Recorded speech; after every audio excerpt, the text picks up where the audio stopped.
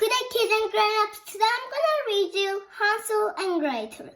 On the edge of a forest lived a lumberjack and his wife. They had two children, Hansel and Gretel.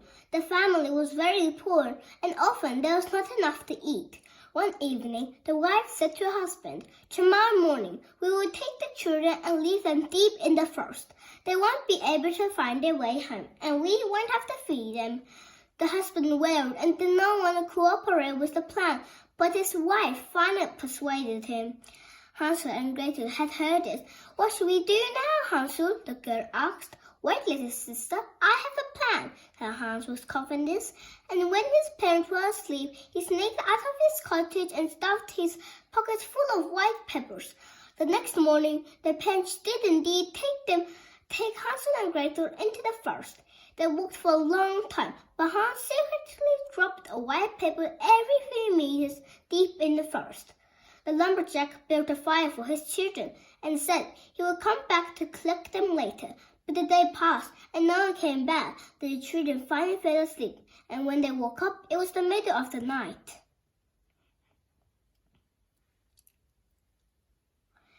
Gretel was scared, but Hans told her about the white peppers. He took his sisters by the hand, and so they returned to their home early in the morning. Their father was overjoyed, but not much later the food was almost gone, and his wife again wanted to leave their children in the forest, and again the man finally agreed. Hans wanted to go and collect peppers again, but the woman had locked the door, so this time he had to go without the peppers. However, Hans always threw small crumbs of his last piece of bread on the ground. Again, the children were left by the fire, and when they woke up, it was alone in the middle of the night. But when Hans looked for the trail of breadcrumbs, he could not find them. The little birds had eaten all the crumbs, so children wandered around the forest for hours.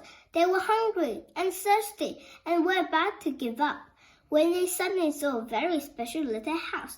The house was made of bread, the windows of sugar, and the roof of pancakes. The children immediately started eating them. Suddenly, a voice sounded from the house. "Nibble, nibble, nibble, nibble. Who's nibbling my house?" And the children answered, "The wind, the wind." And they continued eating undisturbed. Then suddenly, the door opened and a very old woman stood in the doorway. "Come in, children, I won't hurt you." Inside, Hansel and Gretel were given more delicious food and were allowed to sleep in soft beds. But the old woman was actually a wicked witch, and children were her favorite food. And the next morning, she locked Hans in a cage. Gretel had to constantly make good food for him, so he would get fat. But Hansel was clever, and every time the witch asked if he could feel his finger, he put out a stick. The witch could no longer see very well and thought it was her finger. 4 weeks passed. One day, the witch had had enough and decided to eat Hans, fat or not. She turned on the oven and after a while asked Gretel to feel if the hot was hot enough. But Gretel understood what the witch wanted to do and pretended not to understand. "Stupid child!" cried the witch. "Look, you have to put your head in the oven like this." At that moment, Gretel pushed the witch and closed the oven door.